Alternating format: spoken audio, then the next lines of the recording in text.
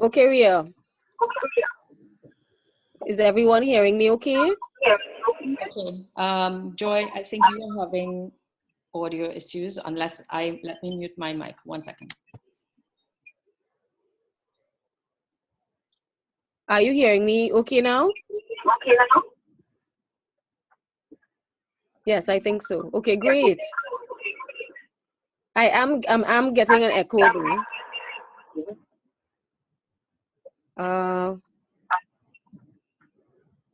Let me see if I need to do something.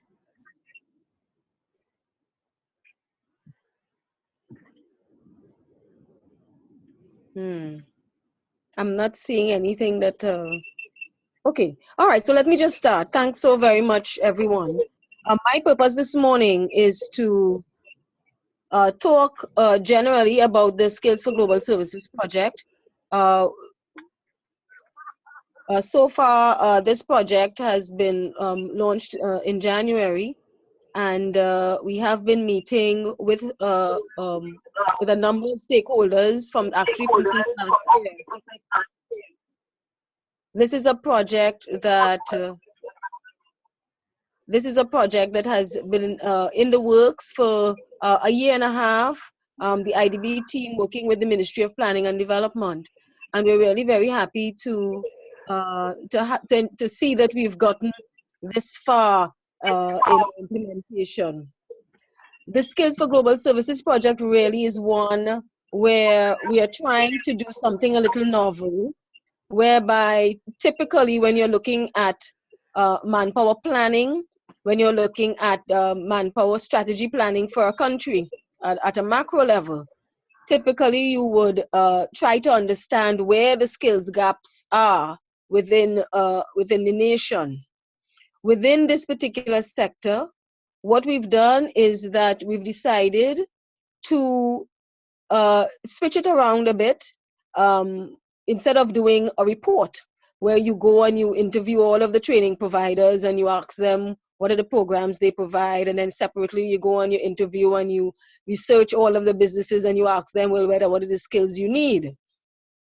This project seeks to put the employers at the forefront of the process, whereby the employers themselves, who, because we're in a sector that is so but is burgeoning, a sector that is so new, where there are a lot of novel things happening, we've decided to ask businesses to partner with training providers, and with that partnership, and I say partnership in inverted commas, with that partnership, have firms and training providers get together to design skill solution that will benefit the business, because we would want the businesses that are operating in the IT sector to grow.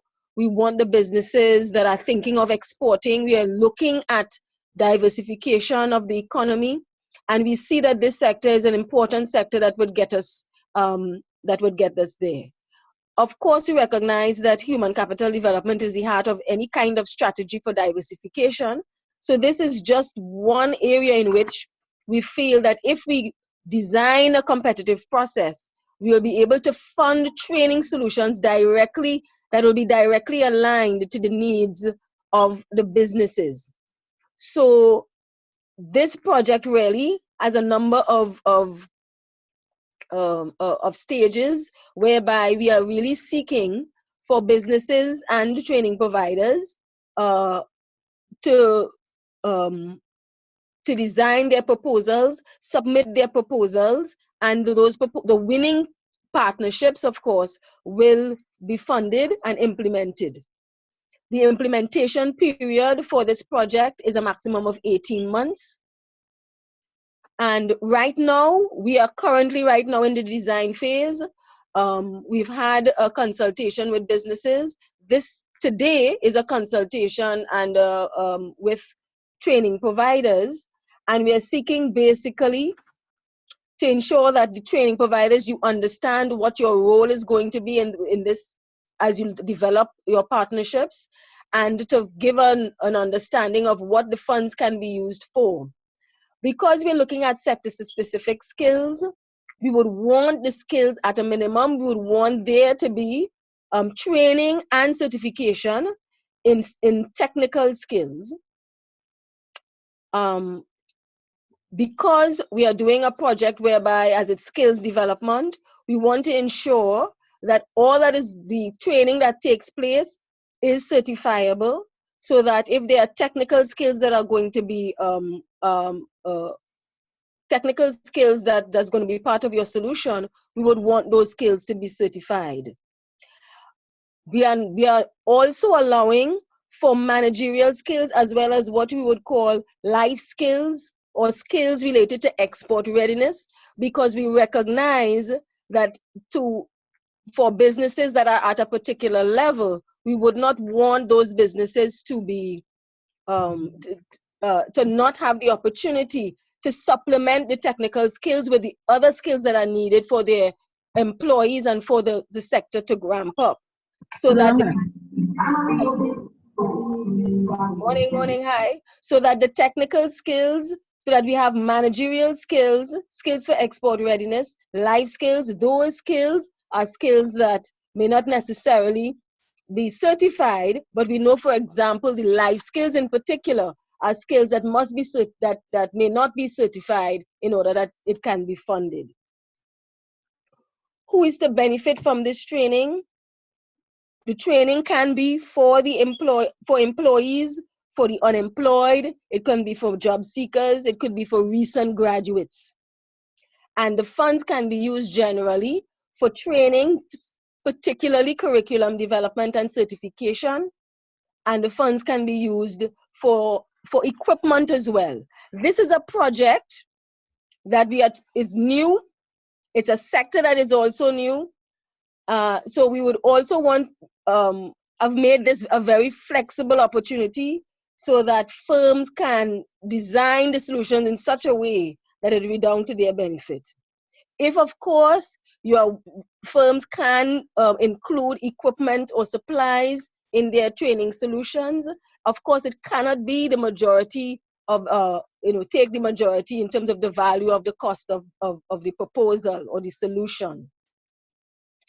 Essentially, therefore, what we are saying is that businesses need to assess their skills, right? Businesses need to partner with their training providers.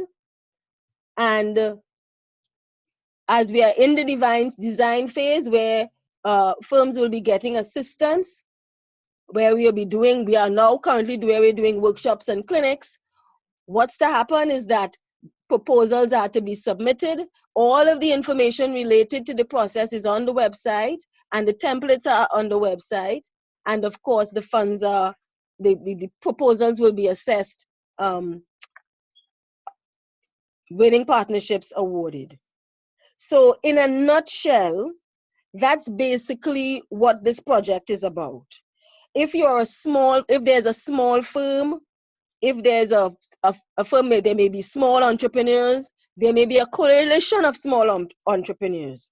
All those firms who may have businesses that are IT enabled, who would want to export. What's also to be key is that the firms are not state-owned.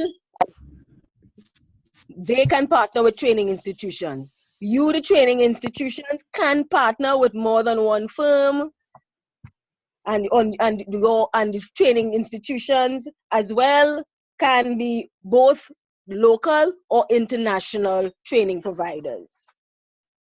So I've just basically in a very succinct way described what this project is about, and I have hoped that a number of you would have visited the website and taken a look, so that you can get a sense of what this entire project is about. And I'm really looking forward to addressing, and the entire team that's here from both the IDB and the Ministry of Planning and Development, to address all of your concerns and questions. So Ria, I'll put it back over to you so that we can continue with the program. Thanks, Joy. We're going quickly over to Kim, who will talk a little bit more now about the role of the training provider in this initiative. Hi, morning. So following up on Joy's introduction, we want to stress that it is a partnership between the business, which we are also calling the employers, and the training provider. And we really want to ensure that effective partnerships are formed to support the implementation of the various skills solutions. Now, in terms of the roles of the training providers may actually be the ones who are offering the training, providing the training services.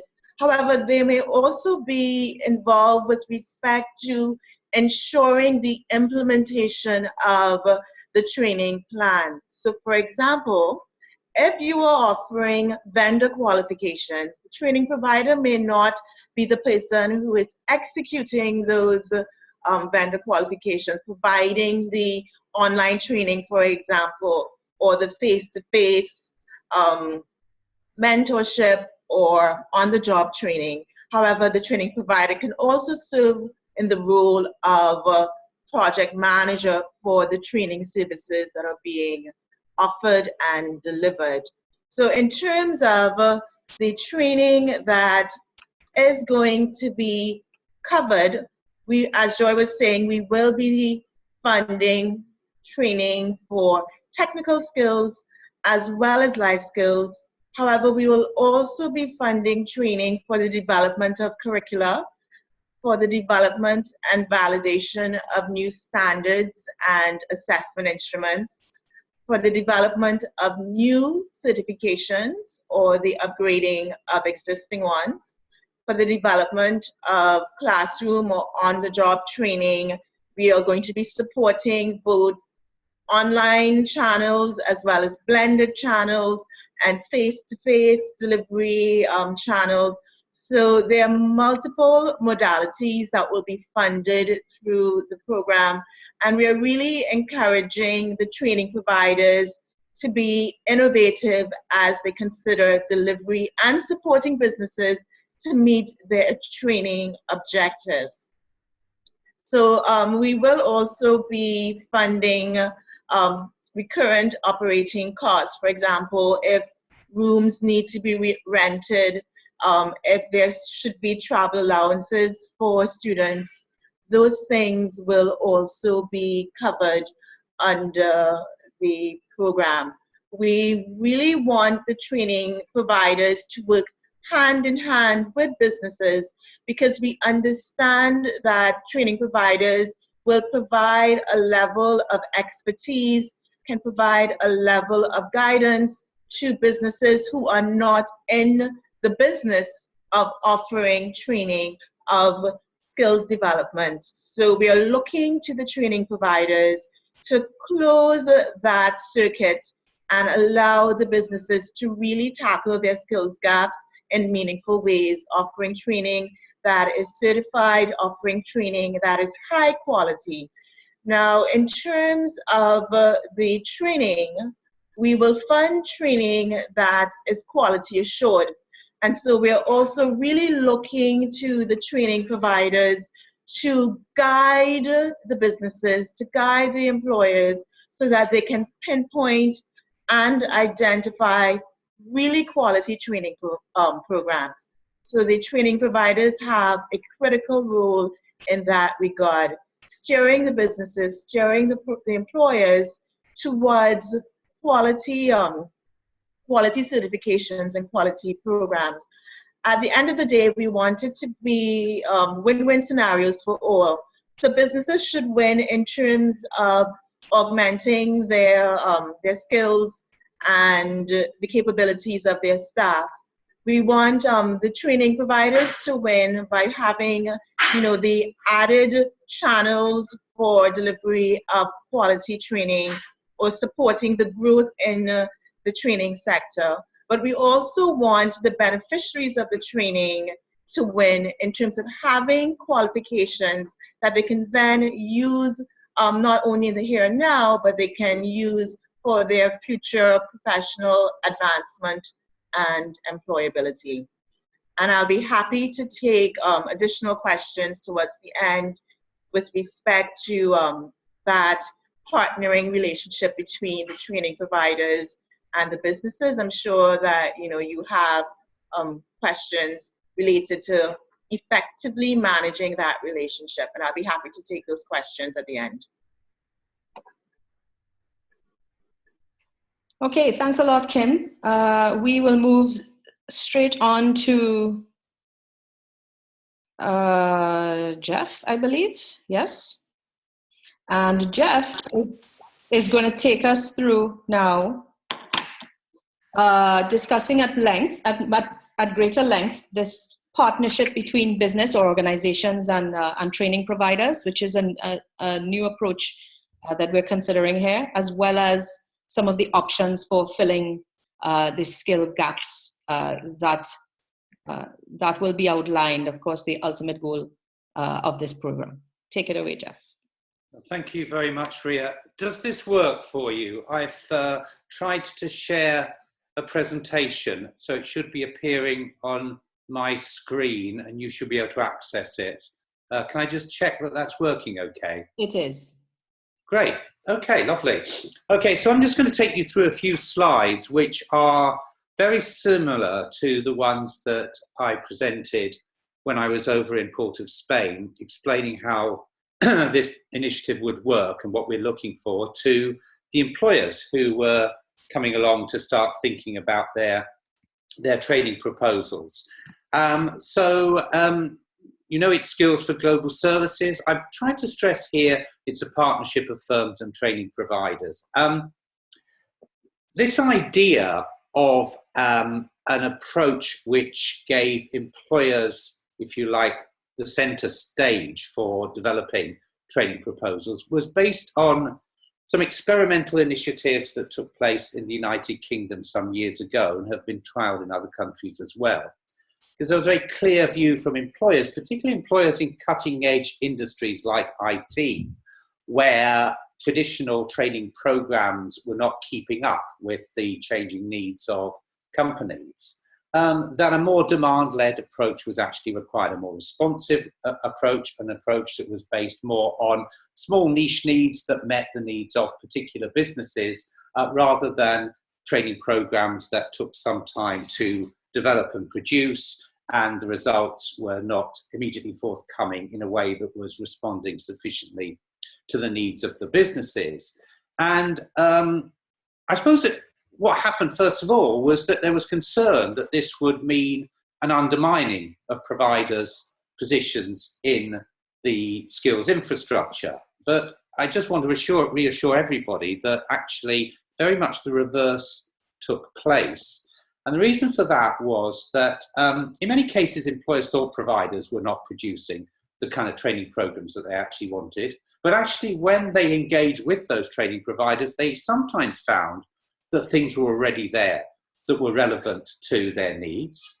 Sometimes they found that it might not be the actual curriculum itself, but the mode of delivery that needed to be changed. And sometimes, yes, that was the case, that bespoke training programs needed to be developed to meet those to meet those employers' needs. Now, all of those types of solutions were generated in the program that we were involved in, and it was known as employer ownership of skills.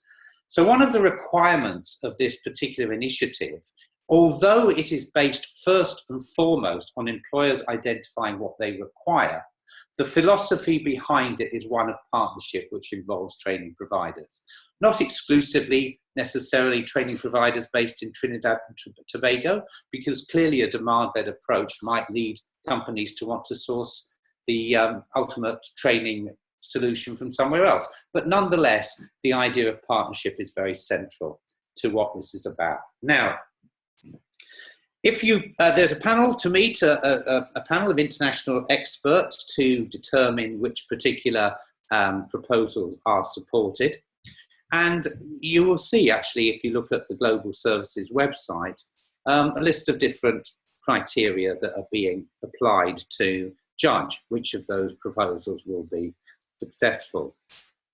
Now, I just wanted to say behind that, there are some kind of, if you like, more philosophical requirements, there's philosophical objectives and aims that the programme has got. And I think there are about 4 of these. And I just wanted to share these with you because it isn't necessarily the case we want every training proposal to be similar to each other. We want to see an investment in Trinidad and Tobago's ITES sector that's going to transform the economy or go towards transforming the economy. So 4 key things.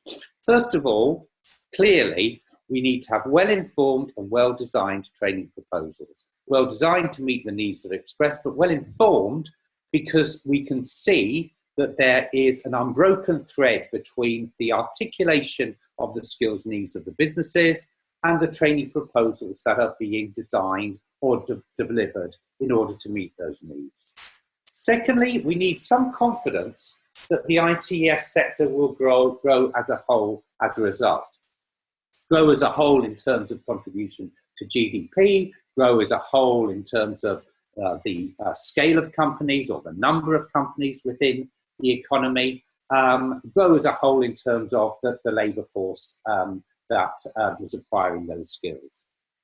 Thirdly, and this has been commented on by Joy and Kim, we do need to have the reassurance that it's not just people saying this is a good thing, but there is something in place that verifies that these training initiatives that are undertaken are resulting in something that is quality assured, but crucially as well, trusted and portable. So trusted, yes, quality assured, but portable. In other words, that they are of benefit to those that do the training, not just of benefit to the business that has been the originator of the proposal.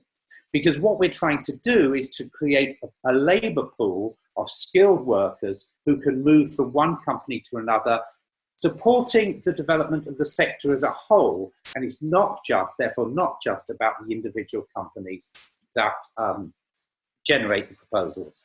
And all of that, of course, leads to money well spent, but particularly as well money co-invested. So we're very interested in seeing what kind of contribution, whether in kind in terms of staff time, mentoring, coaching, this kind of thing from the companies themselves, but well spent in terms of the money that the Inter-American Development Bank has loaned to the government in order to invest in this initiative. So that's basically what we're about.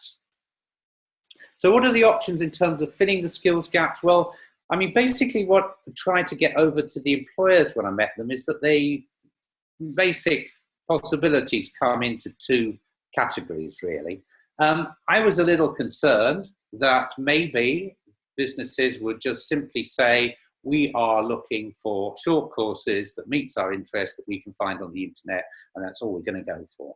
And I was very heartened by talking to the employers that actually there was a sense of shared aims and objectives with the overall idea behind this program, that a lot of the time it was really about designing and developing something new rather than accessing something quick to meet a particular niche requirement, although that's not ruled out. Now, I'm not going to go through every single item on each of these 2 lists. They're just examples, really, and they're not even exhaustive, but they're trying to give you some kind of idea of the types of things that we might expect and might like to see. But you'll notice there, although we talk about curriculum design ventures, could be a group of companies with a training provider developing a new qualification. That can be a time-consuming exercise, but it can be a worthwhile one. But it might equally be the case that the curriculum is already broadly there, but it might be that the method of assessment might need to change, or it may be that there needs to be a coterie of skilled trainers within the workforce, peripatetic trainers that could be developed to move from company to company to help train in the workplace people who are acquiring the skills that are required. So there's a very wide range of things there. And I've also cited finishing schools because Kim can talk more about them, but the idea of a kind of postgraduate qualification, enabling people to really meet the needs that the ITES sector has.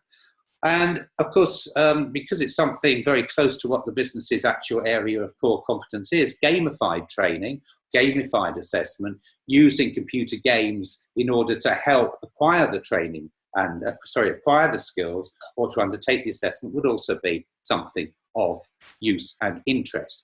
Obviously, everything has to lead to formal accreditation and certification. Other speakers have just made that point, but it's important to say it may be national or international. And certainly if you were doing a training program that could be, I don't know, in the UK context, could be available through one of the IT skills councils or through one of the awarding bodies. These are qualifications that are accredited by our relevant government authorities, and so they would be equally respected and welcomed in this program. In terms of finding and access, you've got a really wide range of things here. Everything from something very specific, blended learning, for example, combining IT-based learning with tutoring from a skilled worker, to something much more formal, structured, longer term, like an apprenticeship. When I say dual system, that means an on and off the job apprenticeship approach. There are a range of different things there. Vendor qualifications, where a training program has already been developed by one of the big computer companies, Microsoft, Google, etc. That could be relevant as well. So you really haven't got any particular restrictions on that, as long as we know, and remember the words, that it is well designed and well informed. It's meeting those needs and that the actual design is appropriate to those needs. Again, as I say, it needs to be approved training and certified.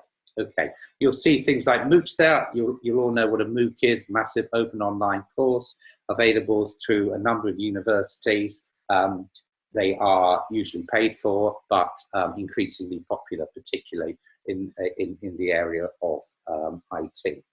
Okay, so this is a slide really that isn't going to come as a surprise to you if you've diligently read the website, but I think well worth rehearsing what actually is being requested in this particular initiative. First of all proposals have to include technical skills that are formal, technical skills that are certified. So that's a training program, whether that's being designed or whether that's being delivered, the requirements are still the same. We're talking about formal training programs. Secondly, not actually required within a particular proposal, but very strongly encouraged, is all of those skills that relate to breaking into new export markets. Because of course what this is about is growing the ITES sector and growing the Trinidadian economy, and that means breaking into new markets and competing more effectively. Once again, anything of that nature does need to be formal and certified. But it is also the case that there's a range of different life skills called different things, sometimes core skills, etc. These may be informal, these may be certified, but certainly can be included within an overall package. And just say a little bit more about what some of these things are. Technical skills could be computer programming, they could be the development of mobile phone applications, they could be about information security. It's been a big issue in the UK recently in terms of our health service had a virus on its computer system which caused all sorts of difficulties. Operating systems, medical billing and finance systems, I think that's always been a particular issue within Trinidad from what people tell me. Clearly web design and databases as well. So all of those things and many more, no doubt, are technical skills that may be in demand. Secondly, when we talk about breaking into export markets, this is everything that relates to international marketing. So international marketing itself appears, but some of the perhaps component parts you might find in an international marketing degree or in an MBA appear here. Things like negotiating skills, project management, language skills becoming increasingly important for exporters, plus all of the issues relating to business-to-business trading or business directly to customer trading across the globe.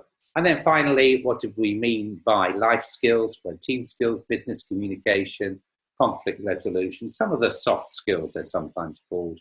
But clearly there's an overlap. Things like customer service, there's a strong overlap with the last slide. But these areas of softer skills can be included as well. The crucial difference is that we would accept that these don't necessarily always need to be formally certified.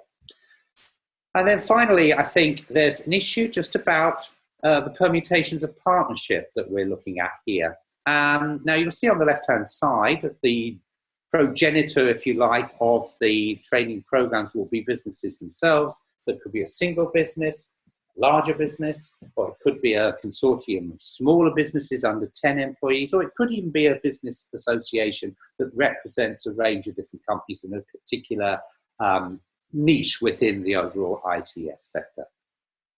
And then the partnership will be with training providers such as yourselves, and you can see a different number of models there. The first model would be a more conventional model with a local provider. It could be university or community college that acts as a training partner, whether as a stress, it's a design or development, but it's really just a one-to-one relationship.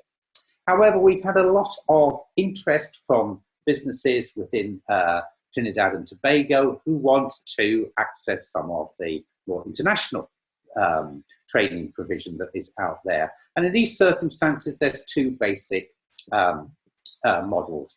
One is where they might go directly to such a provider, but another might be where a local provider is included as well, because we would be supportive of the idea that that training provider locally could ensure that that provision was definitely meeting that particular employer's needs because of their understanding of pedagogy and training specific issues.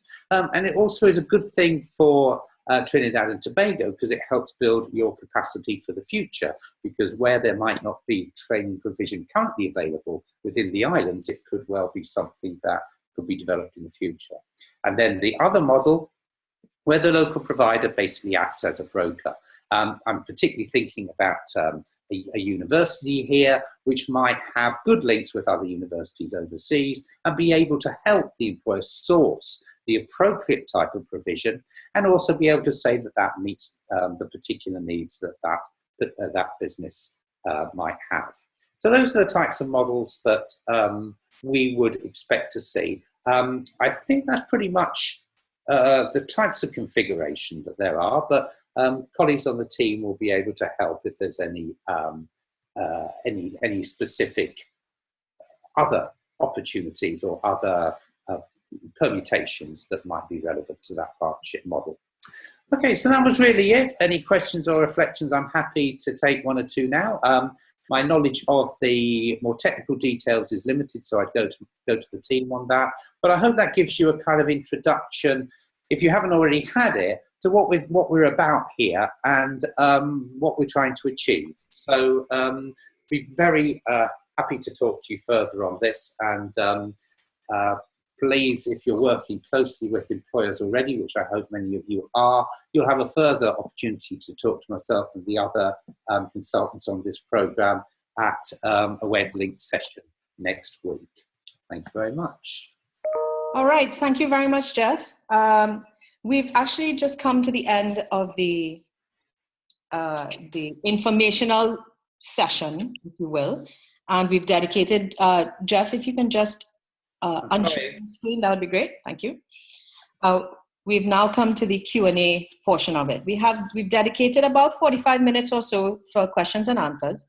I will start off by saying that this Jeff's presentation will be made available on the website, globalskills.gov.tt. Jeff will send it for the final version for upload, and hopefully in a day or two that will be up. Let me see if I could unshare you, Jeff. I'm doing my best here. Yeah. I'll mute.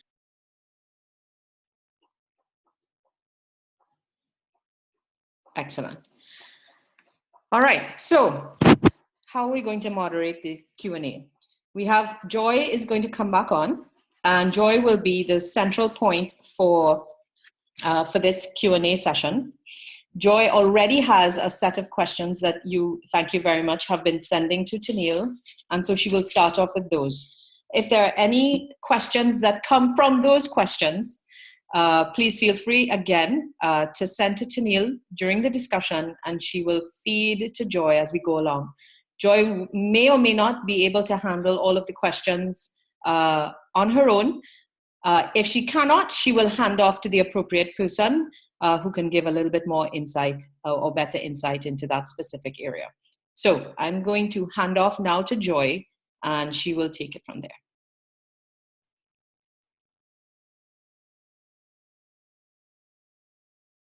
Okay, I'm here. Yes, I'm looking at the question for, I have a first question. You all are hearing me? This is from Lara. Lara is asking if this training is for firms in the ICT sector. It was supposed to be designed for ICT-enabled training for all sectors. Please confirm. Lara is asking whether the programs or this training must only be IT enabled, but that it has a broader reach.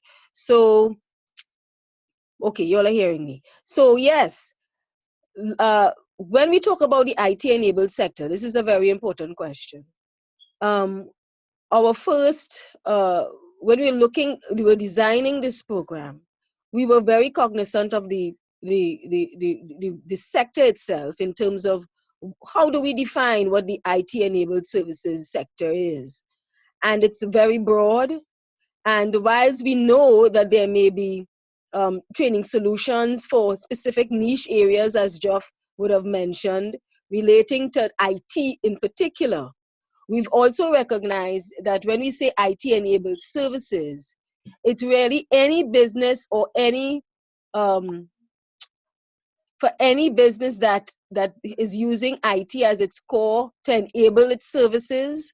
So we can definitely define the IT-enabled sector very broadly, so that depending on what services you do provide as a business, that this will be this funding will be an opportunity for you to enhance the way in which you operate, and for the way in which how you consider yourself as utilizing IT as a core or using IT as an enabler for services that you do provide.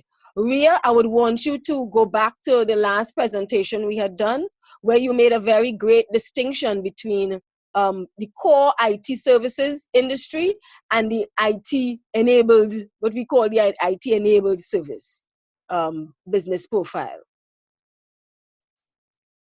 All right, give me 1 second. I was actually looking for that as we speak.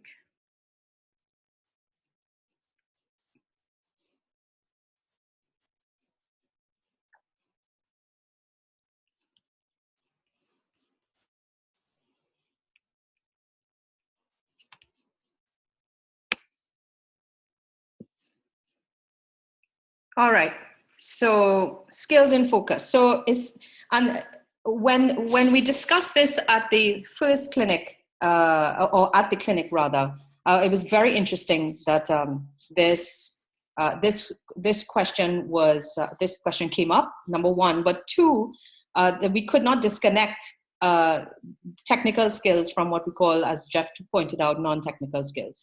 And these are the skills that were highlighted as the skills that needed to be focused on as the project was developed and designed.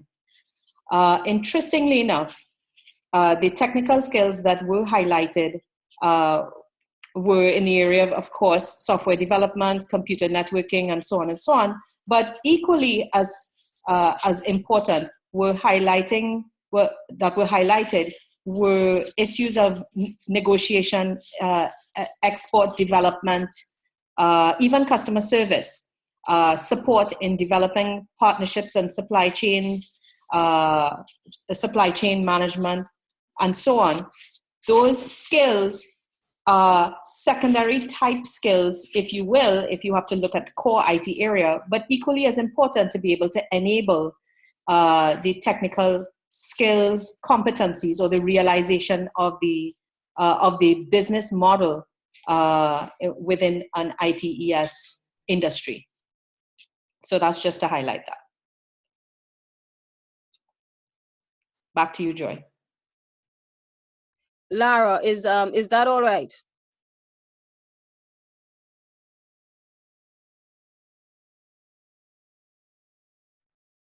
Am I allowed to speak? Go ahead. Uh-huh.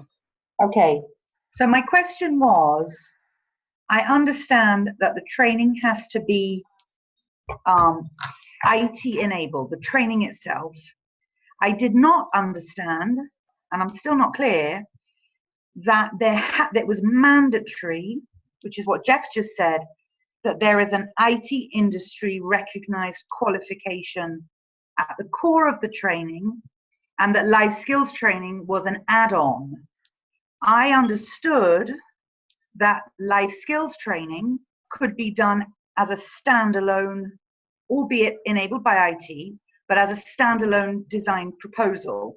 So what I'm now recognizing this morning, and I apologize if I didn't understand this before, is that technical skills training is mandatory and life skills are complementary and optional. Is that correct? Yes, Lara, that's correct. Technical skills, technical training is mandatory, and the other skills, managerial skills, life skills, those are complementary skills to the proposal. Right? There's another question. The question was asked. I have to pull it up here. Please clarify winning proposals. How many proposals are being catered for? Okay. A winning proposal, we've indicated on the website that the award is to a maximum of $475,000. And the implementation is to be within a maximum period of 18 months. This is not to mean that that in accordance with a business, if you're satisfying a particular need, if you're designing your skill solution, this does not necessarily mean that it has to be exactly $474,999 or that it takes 18 months. It depends on your, of course, on the particular design. It depends on a number of factors, whether capacity to implement, etc. So that what we do have is a pool of funds that are available, and based on that maximum value of 475, we will hit a particular limit. However, based on the quality of the proposals that we do see, we are very much gladdened by the response, the great response we are getting from both you, the training providers, and from the businesses. So where we see that there's going to be a large number of quality training proposals being offered or being proposed, what it will signal to us that maybe we'll be able to squeeze some funds from somewhere and have those proposals funded. It's really, as we said, this is something that is new. It's the first time it's being done here in Trinidad and Tobago, a project of this nature. So what we are looking for is to get as much training, quality training proposals as possible that will give and send a signal to the ministry so that we can ensure that there's a great number of proposals to be funded. It depends, of course. I won't be able to say, yes, it's going to be, 8, 6, 7, I can't say what the number is going to be. It all depends on what are the proposals that we have in front of us and what the evaluation committee decides will be proposals that are worthy, that are deserving of awards. Thank you, Joy. I was the one who asked the question. I feel that you didn't thoroughly answer the question. I'm aware of the $475,000. So are you saying that if there are two groups, for instance, that submit a proposal with a value of $235,000, let us see, that it's possible those two could be awarded the sum, or so is it, or 3 times that amount that you're starting with? I understand that there's a possibility for others, you know, once they're submitted, that you could put in a request and you say there's a need. So that's, I just want a clarification on that. Thanks, Denise. What we do have is a pool, as I said before. It's the awards are for each proposal or winning proposal. The maximum award for any one proposal is 475,000. The entire pool is not 475,000. So it all depends, of course, on what are the values that we are going to get and what are the, you know, for each proposal that we do see. As I said, we do have a current ceiling right now, but if we do have a wide range or a bulk of very good quality proposals, it'll make the case for us to even increase the limit that we have.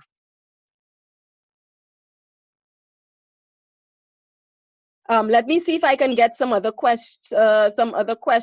Could you hold on a minute?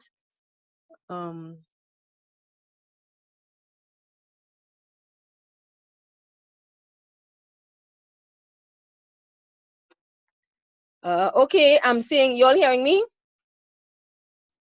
Yes, go ahead. Yeah, okay.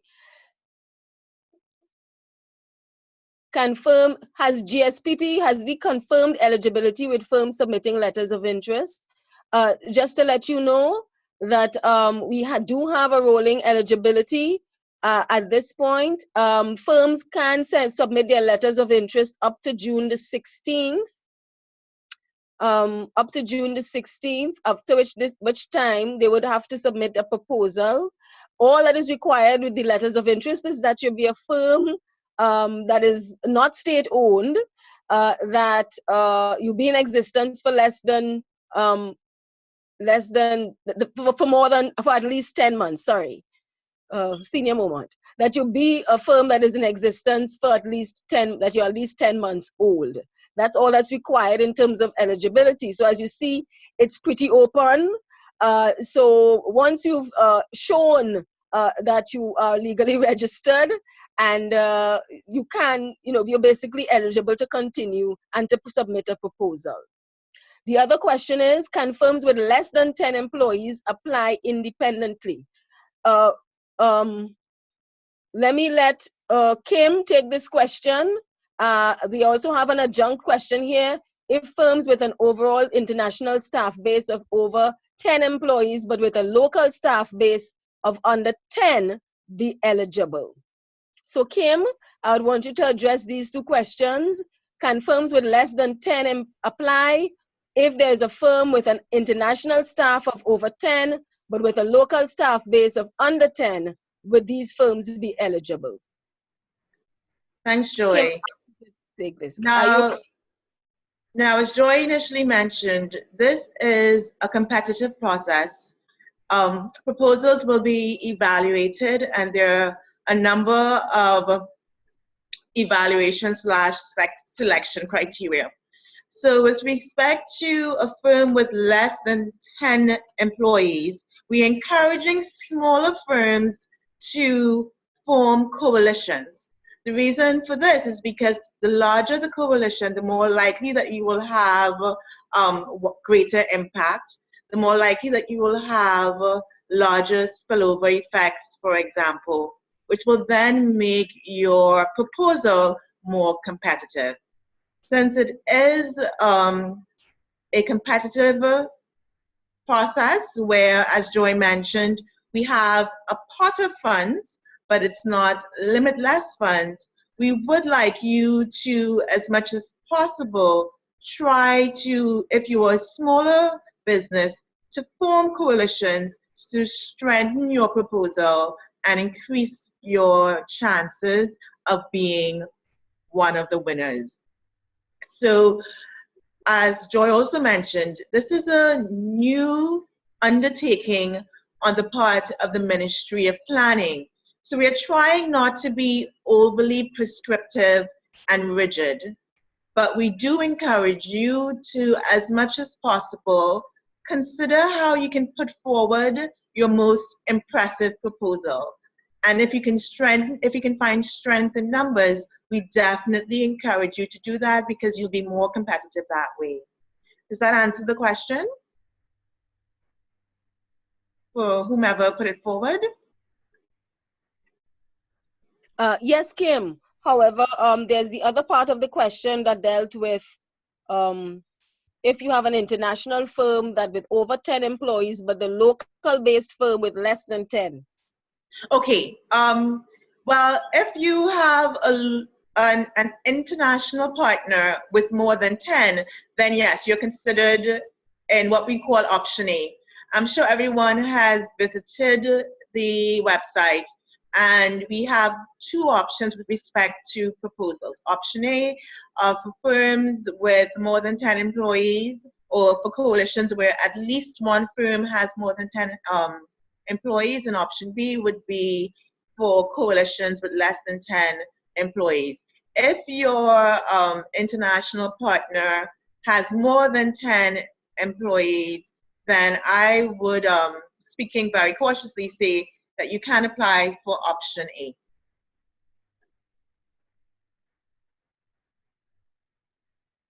Joy, is there any additional components to that question that I might have missed? I think that's fine, Kim. I think that's fine, Kim. I'm trying to manage the questions that are coming furiously here across the so if I can move on to the other question, we do have a question from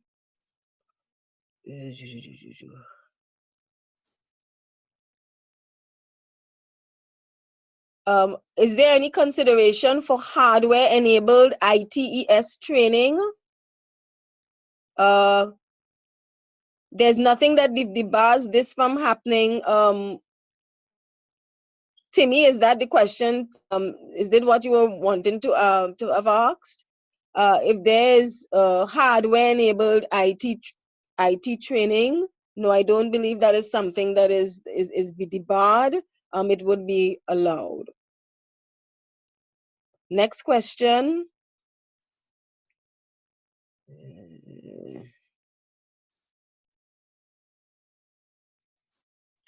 Can multiple courses be run over an 18-month period? For example, 2 9-month courses or 3 6-month courses? The answer to that is yes, it's allowed once you don't cross the 18 months. And of course, if those courses that or the solutions that is going to be implemented, once it doesn't cross the total value of the award, which is the 475,000. There's another question. If equipment is purchased, who owns the equipment after the program? Kim, I'll let you answer that question.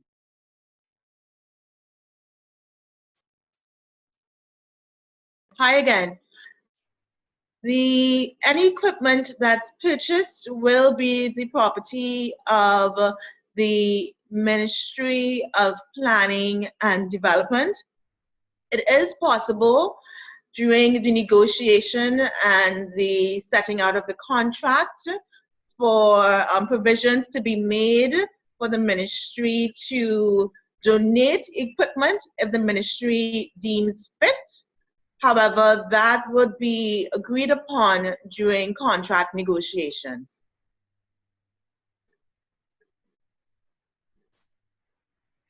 Okay. Rodney is asking, assuming that a program is being developed to include both technical life and export readiness skills, is there a set ratio for what should be allocated to technical versus non-technical, perhaps by credit hours or some other metric? Kim, I'd let you answer that again. Joy, can you repeat the question, please? If there's a program that includes technical, life skills, and export readiness skills, is there a set ratio for what should be allocated to technical versus what should be allocated to non-technical? maybe by credit hours or other metric or any other metric? Okay, thank you for that question. I think it might be worthwhile because we touched on the fact that we're going to have evaluations. We touched on the fact that we're going to have selection criteria. And I am aware that some information is provided on the website with respect to these. But maybe I should do a little refresher in terms of what some of the selection criteria may be. So in the first instance, no, we've not said that your proposal must have 65% technical credits and the difference non-technical or live credits. We have not been, as I mentioned, extremely prescriptive because this project is being employer-led, business-driven, and so it would be somewhat unfair or unreasonable for us to then dictate how you should meet your skills development needs. However, that being said, let me just quickly go through at a very high level some of the selection criteria. So for example, proposals will be ranked on relevance. So how important are the skills gaps for the business operations? Is there a clear link between the skills needs and the skills solutions? You know, is there a need to subsidize this program with public funding? So relevance is an important criteria. Another criteria would be the universe of beneficiaries and spillover potential, right? So are there beneficiaries for the training beyond the business itself? Are there commitments to support labor market development and job creation for young persons, for example, for youth?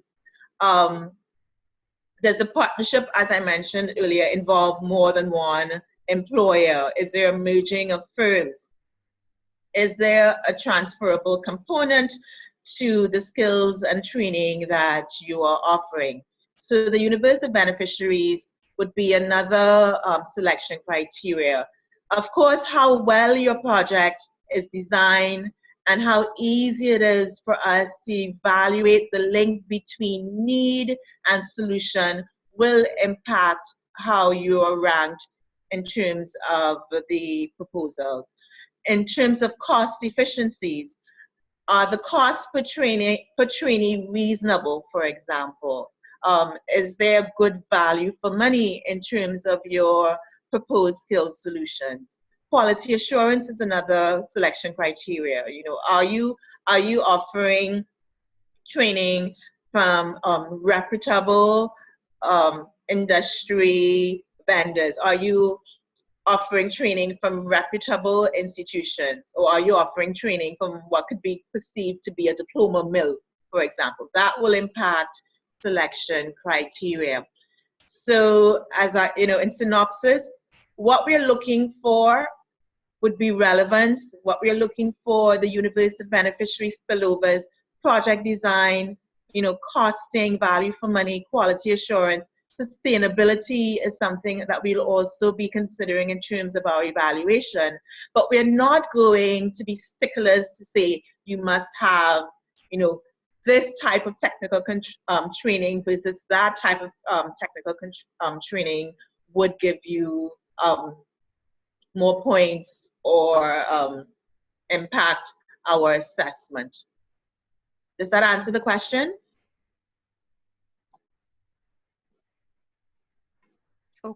Yes, I believe you have answered the question, Kim. Let me go to another questions. They're rolling in swiftly. Will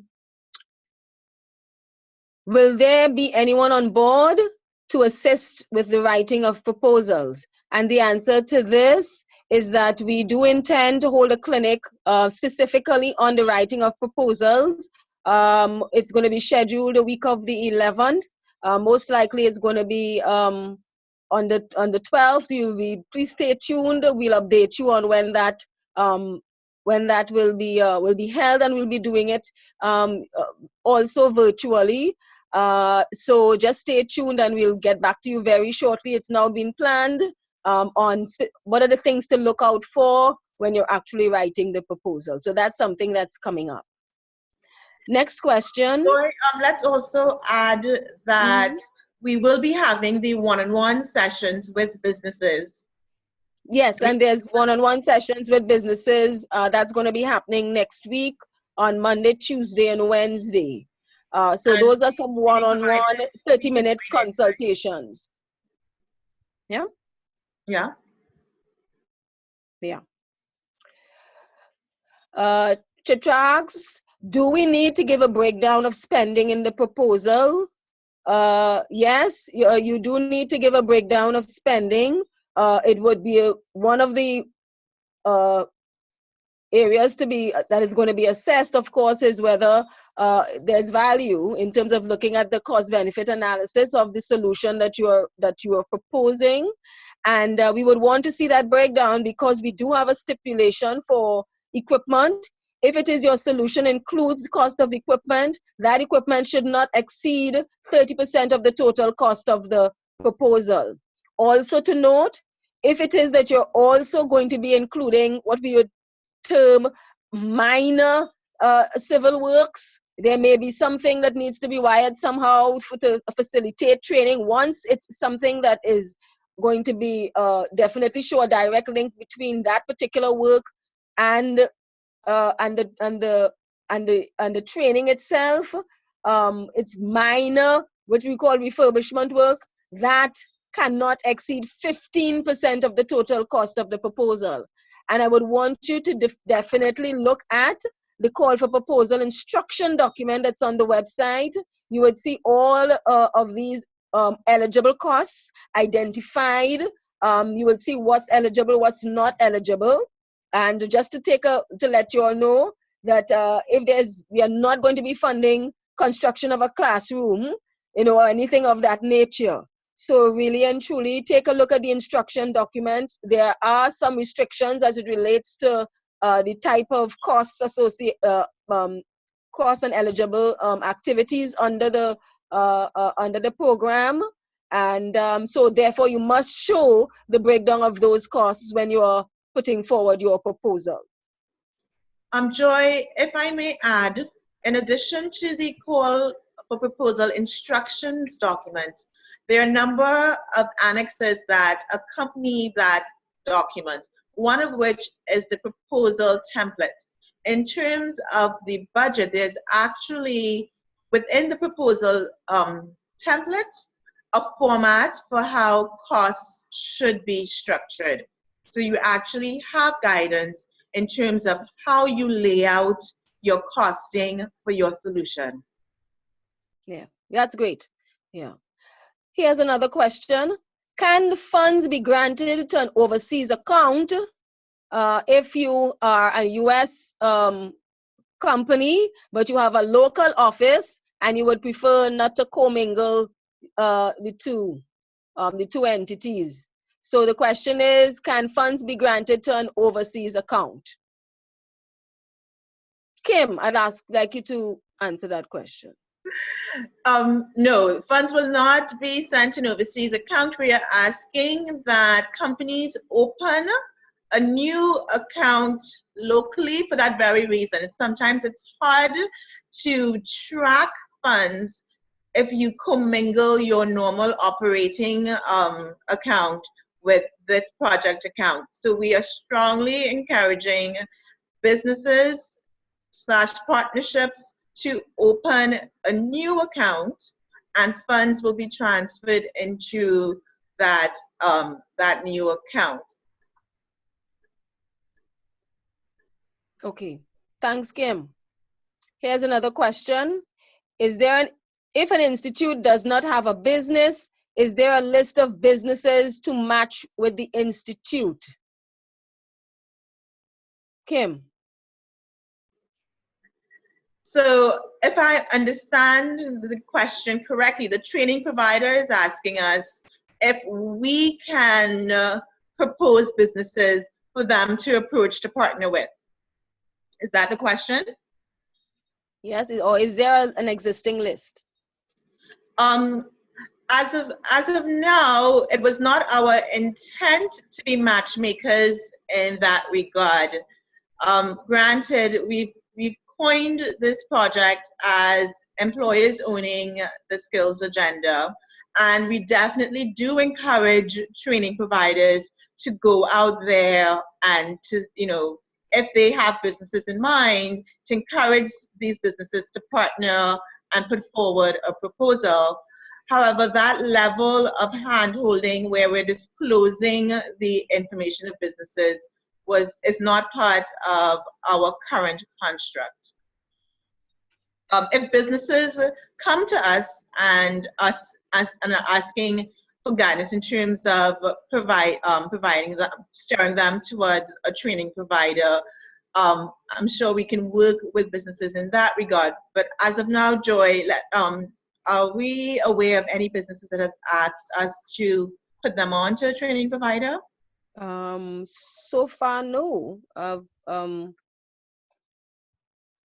No, I haven't had any requests per se. Okay, I hope that answers the question. Yeah. There's a question, is there a minimum stipulation on the duration of a project? Yes, no, sorry, there's no minimum stipulation, there is a maximum stipulation. So there's no minimum stipulation as it relates to the implementation period for your training program. Next question, who will be the owner of the contract? Will funds be disbursed separately to the employer and training provider by the IDB? How will that be?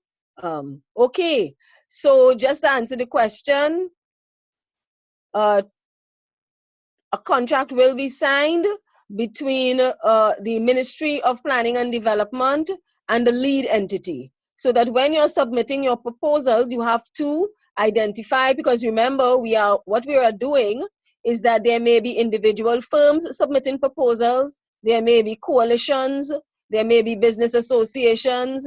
So what we would want is that when you're submitting your proposal, you have to identify who is the lead, and the Ministry of Planning and Development will be signing a contract with the lead entity.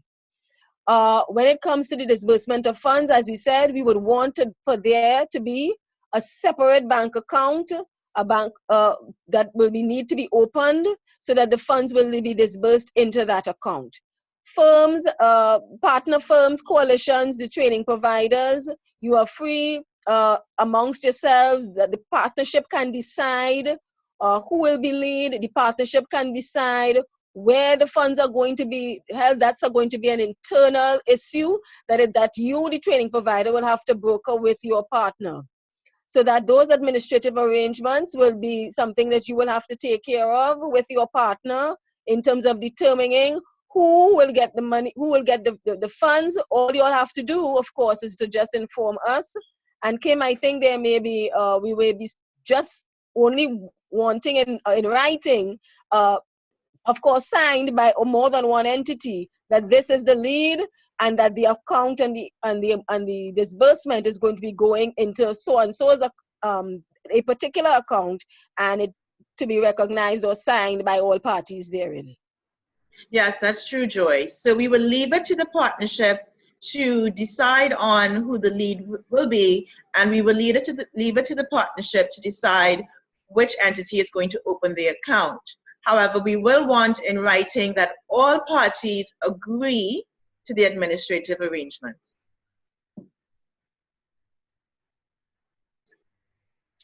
Okay, another question. Were we able to confirm if a UTC account could be used, if a unit trust corporation account will be used? Kim, just to get confirmation on that. In terms of a UTC account? Yeah. Let's confirm that. I know that was raised. We haven't gotten the final position of the Ministry of Planning and Development on that. Initially, the stipulation was a local commercial bank. However, once the Ministry of Planning, Legal Department is comfortable with the UTC, then that should be accommodated. Okay. Okay, there's a question from Laurie. If a company partners with a training provider and the equipment is purchased to facilitate the training, who does the equipment belong and remain with, and can the equipment be used to facilitate other training or curricular courses? Kim, I would want you to answer that. I know you've answered the first part, but in terms of who the equipment belongs to, and can it be used for other training courses, particularly if it's going to be at the university, perhaps? Okay, and I did speak to this earlier. As of now, all equipment will be the property of the Ministry of Planning. However, during contract negotiations, you can put in provisions with respect to using the equipment for additional training. If you are a university or other training institute, you could put in provisions for the equipment to be eventually donated depending on the kind of equipment that it is. Those provisions will be left for negotiations. However, as of now, there's nothing that bars a training provider from having access to the equipment at the end of the training period under the proposal, if that is agreed with the Ministry of Planning. Because sustainability is part of this project, and as Jeff mentioned earlier, we're looking to grow the ITES sector as a whole. So it makes sense that if you have certain types of equipment, it may be best for that equipment to stay with the training provider from a perspective of sustainability and growth for the sector. But that will be agreed on with the Ministry of Planning and the winning partnership. Okay, thanks, Kim. Here's another question. Can an institute use an overseas business to deliver training? The answer is an institute can use an overseas,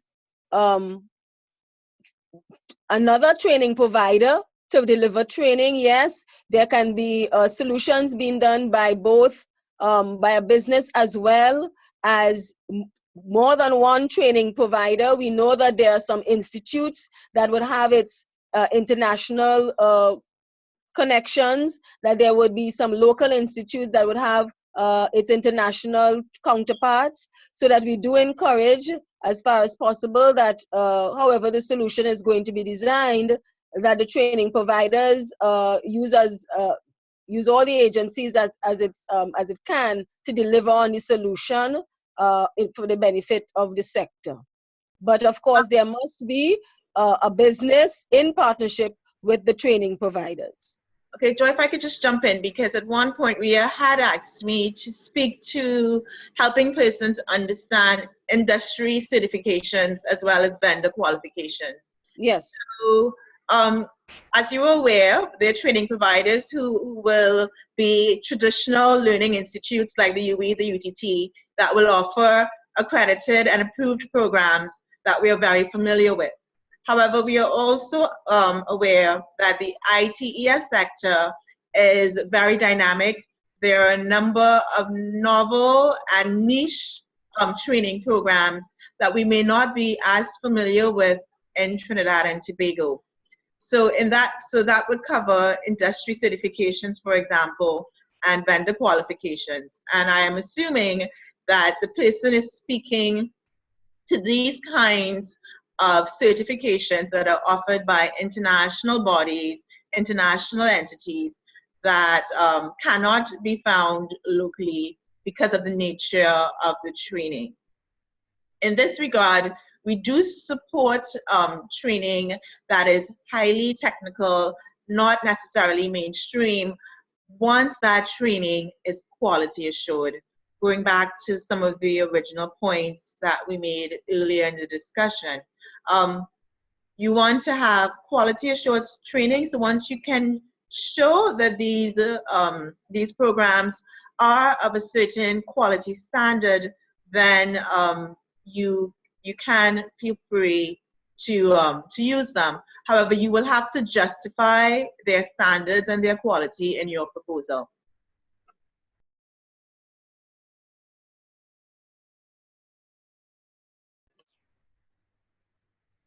Okay, thanks, Kim. Let me see. I'm not I'm not seeing any more questions. Wait, one more. Okay.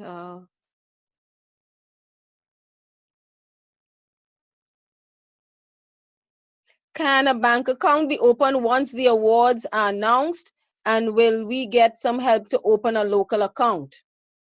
I would like to think that the local registered business will know, have at its forefront as it tips the ability to open an account. And I believe that with respect to when the bank account is going to be opened, it just says that once an award is going to be given, that there needs to be a bank account opened. So yes, it's a given that if you are going to be awarded, then you will have to identify where and how the funds are going to be, where the funds are going to be placed. We do expect that the local businesses would know how to open its account, and I don't know if I'm not a financial person, so I'm not certain that we on the IDB team can provide any sort of assistance in that regard.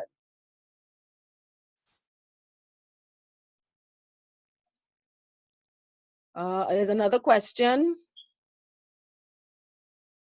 Joy, just to expound on that, I remember hi everyone, this is Tennille, I'm with the IDB.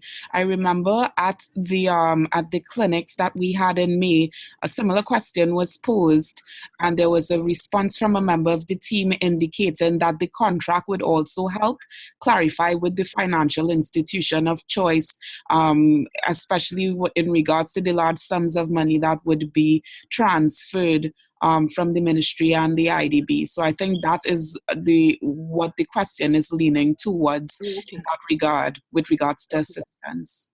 Assistance. Oh, okay. All right. Yeah, that's correct. There's a question. When software licenses are purchased, will this also belong to the ministry? Kim, do we make a distinction between equipment and software licenses? I believe that there's no distinction. As of now, there is no distinction, but I really want persons to be confident that we're trying to facilitate the process. We're not trying to hinder the process. So if a case can be made for the licenses to be owned by the employer, business / training provider, I'm sure during negotiations, once a sound case can be made, I don't foresee major issues in that regard. Okay. Are there any more questions? Is everyone okay? I do want to add before we wrap up, which, as Tennille mentioned, was raised in our face-to-face clinics with the businesses that we didn't touch on in this discussion. In terms of training providers that persons are opting to select, the IDB has, and if you look in the annexes, you will see the procurement rules of the IDB. I encourage you to please to visit that link, because we have to be guided by the procurement rules of the IDB, and that will impact because there are many providers that will, of course, be part of IDB member countries, but your training provider will have to be from an IDB member country, and there are many IDB member countries. Okay, Kim, I'm seeing another question. From the other question, the previous question that was asked, in terms of the assistance with the bank account, would a letter from the ministry IDB suffice? Kim?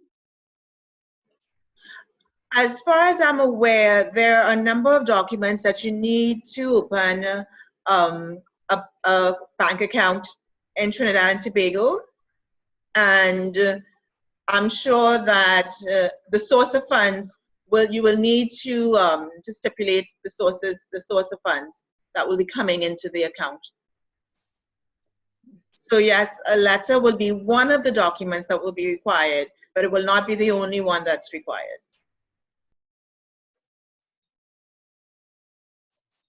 Okay.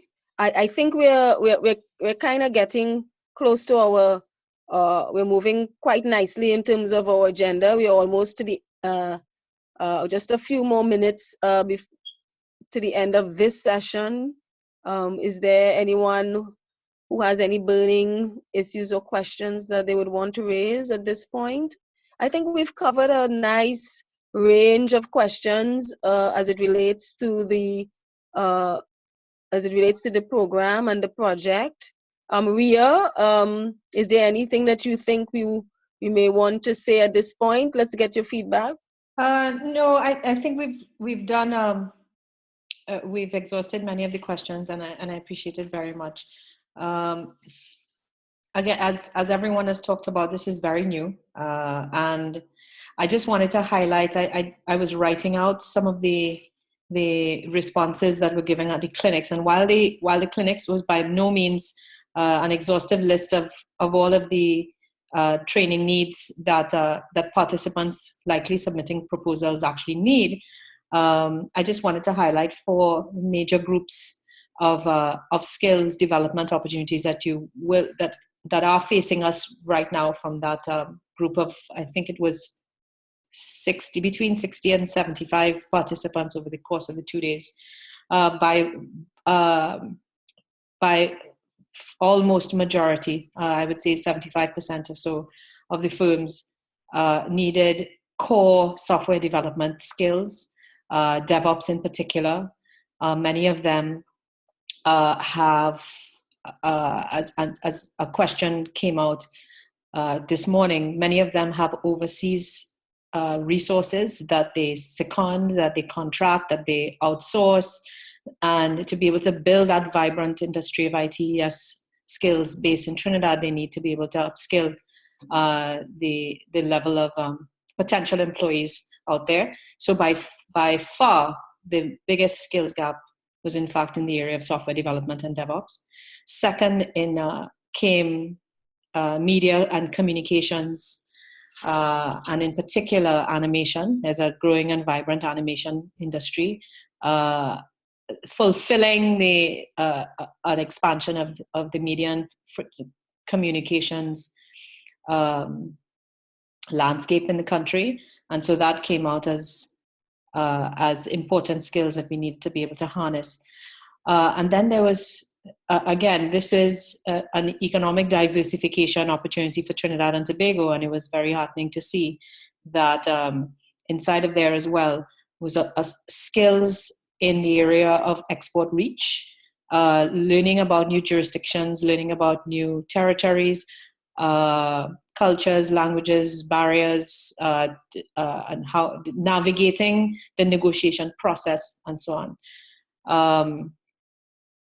And so again, that may be qualified, if you will, as one of the support skills, if you will, the complementary skills. But these questions came out of firms that were in hardcore IT.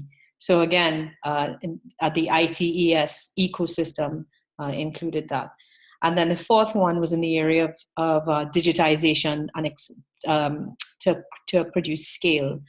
The use of digital platforms to be able to accelerate the reach or outreach of their particular business, whether it was a nonprofit, whether it was a software development firm, it didn't really matter.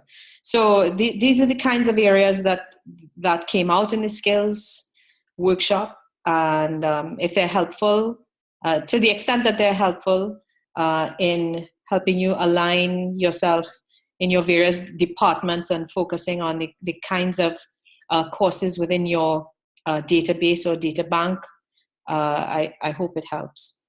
And on that note, I'll hand back over to Joy to be able to close off the session.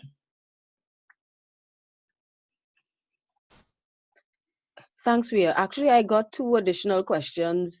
One is asking, can we charge participants for training interventions? And the other is asking if there's any stipulations on payments or profits generated from the training. So Kim, lastly, this is the last question, folks. Let's can you answer those questions, thanks?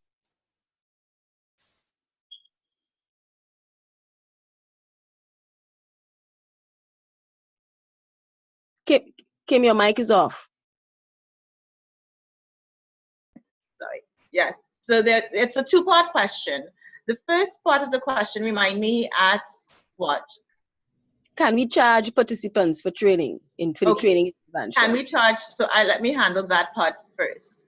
Now, the proposal is supposed to be a partnership between a training provider and an employer to deliver training. So it is anticipated that people aren't going to be delivering the training for free, that the training will come at a cost, and that will be put into your budget, and the cost for training will be allocated.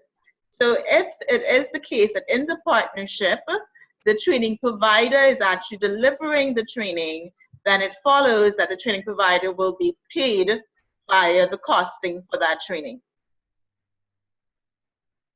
Now, if the training provider is just the liaison and is not offering the service, then the person that's delivering the training will be paid for that service. So it will depend on the arrangement of the partnership. If the training is being provided by an international provider, then of course that provider has to be paid. If it's being provided by the training provider partner, him or herself, then that training provider partner has to be paid. Yes. The second part of the question? The second part of the question is are there any stipulations on payments or profits generated from the training? So when you say profits, that's a bit unclear, because as I mentioned, training, we don't assume that the training will be done for free. So there will be a cost per trainee. And in terms of the financial model that the training provider uses for their cost per trainee, we won't get involved in that, right? We are more concerned that there's value for money for the cost per trainee. So if you have two proposals, identical proposals, and one training provider is offering per trainee a cost of $5,000 for the program versus another training provider who is offering that same program at a cost of $2,000, and we're dealing with identical proposals in a competitive setting, we can understand who will turn out to be the winner, right? So those are the kinds of factors that will come into play in our scenario. This is a competitive process to support skills development in the ITES sector, and there will be a number of winning proposals, and the winning proposals will be the strong ones. And one of the selection criteria, like we mentioned earlier, would be value for money and budget and cost per trainee. That will influence selection. Okay. Does that answer the question? Okay. All right. Thanks so very much, Kim. At this time, I would want to wrap up. We've reached the end of the allotted time that we have. And just to really thank you so very much for your participation, I would want you to please go to www.globalskills.gov.tt, look at the website, take a look at all of the documents, get familiar with all that you see, and know that we are available for assistance. We have consultations that are going to be taking place next week, Monday, Tuesday, and Wednesday. There are 30-minute time slots that the businesses are going to be asking to apply for. So on those time slots, if you as a training provider would want to get in with your partner on that time slot, please know that you are free to do so, because each time slot will be allotted per applicant or proposal. So if you're already in a partnership, this is if you're already in a partnership, the 30-minute consultation will be there, and you can have an opportunity to sit in with your training provider and get the one-on-one consult with your business, for your one-on-one consultation. This is really an opportunity, and I think that given the response and the participation that we've had this morning, I feel very good that, very heartened that we have a number of training providers that are able and up to the task in terms of developing the solutions for the sector. And just to say that we are very flexible. This is not a difficult set of activities. It's very easy. It's a matter of putting down what you think would be the greatest design in terms of your source of solutions, of training solutions. You are the training providers. You guys know how to do this very well. So we would want you to work very closely with with the businesses, work with them, ensure that they get that you both benefit and that you both get out of this activity what you need. The participation, I think, will be very great for the sector, and what it has done over the course of the last month or so is that it has energized the sector, I can say that. And we do have a number of businesses that are better positioned in terms of moving themselves forward as we really seek to diversify this economy. So I want to really thank each and every one of you. If there are any further questions, please send in your questions at info@globalskills.gov.tt, and we will have them answered as quickly as we can. This has been Rich. This has been a very great session this morning. And thanks so very much. You all have a great day, and let's keep in touch. The deadline is June the 23rd, so that all proposals must be in by the 23rd of June. So here's Joy signing out. Ria, on behalf of all of us here at the IDB and Ministry of Planning and Development team, thanks a lot. Be well. Ria, let's have you take us out, please. Thank you very much, and have a good afternoon, everyone. Signing out.